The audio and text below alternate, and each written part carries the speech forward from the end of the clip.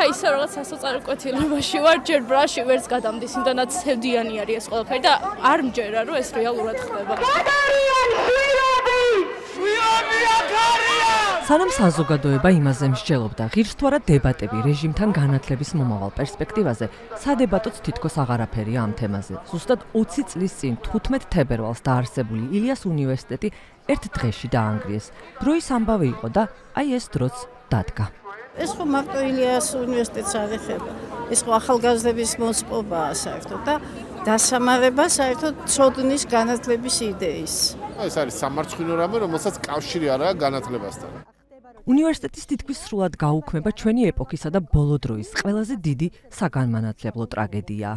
საკუთარი სახლის ნგრევასაც ჰგავს, ქვეყნის ნგრევის მეტაფორაცაა და კიდევ მეცნიერებისა და აკადემიური თავისუფლების ფეხქვეშ გათელვაც. მაგრამ როცა ასპარეზზე ოცნება გამოდის, რა გინდა რომ ქნა? ყველაფერს ვიცნობ და ზუსტად მაგიტომ დავაანონსეთ 8 გამოწვევა, რომელსაც გადავწყვეტ თავისუფლად. დანგრევა შეიძლება ერთ დღეში და აშენება სჭირდება წლები. სახლში რომ შემოგივარდებიან და გეტყვიან რომ წადი, იმიტომ რომ მე ესე გადავწყვიტე და შენი ავტონომია ჩემთვის სულ ერთია, მართლა შვილები რო გყავს სტუდენტები და წლებია რო აქ ხარ და ყველა პროგრამას უხურებ, შენ თვალწინ როგორ ვითარდება და ვიღაც გეუბნება რომ მოვიდა და არაფერი აღარ იქნება. სწავლის, კვლევის, თავისუფალი აზროვნების ნგრევა პირდაპირ კავშირშია ტოტალური კონტროლის მიზანთან და დიქტატურასთან. აკადემიური თავისუფლების შეზღუდვა იქამდეც მივიდა, რომ ერთ დროს დამოუკიდებელი უნივერსიტეტები, რომელსაც ვერც ერთი ხელისუფალი ვერ მოერია, ახლა სალექციო კურსს პარტიის გარეშე ვეღარ დაამტკიცებს.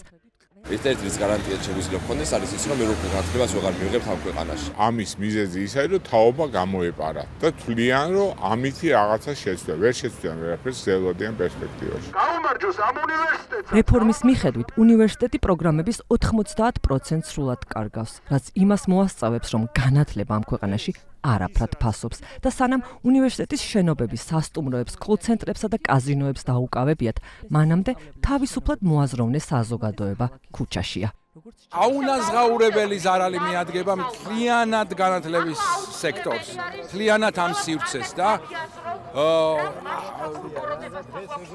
დაუჯერებელი ამბავია, მაგრამ ესეც საქართველოში გვიწევს ცხოვრება. ალბათ არ აქვს მნიშვნელობა, რომელი უნივერსიტეტის სტუდენტი ხარ, რას აკეთებ, რას წარმოადგენ, რა პროფესიას ეუფლები, რა გინდა ცხოვრებაში. ყველანი ვხედავთ Deep State-თან და გლობალური ომის პარტიასთან ბრძოლაში ოცნებას ილია-უნი როგორ შემოაკვდა. ის რაც დღეს საგანმანათლებლო ცხოვრებაში და უნივერსიტეტებში ხდება, მხოლოდ პოლიტიკური ამბავი კი არა, გაცილებით ღრმა ამბავია ჩვენზე და ჩვენს ქვეყანაზე, თქვენს ცხოვრებაზე, აწყმოსა და მომავალზე და ბოლოს ჩვენი ქვეყნის იდენტობაზე.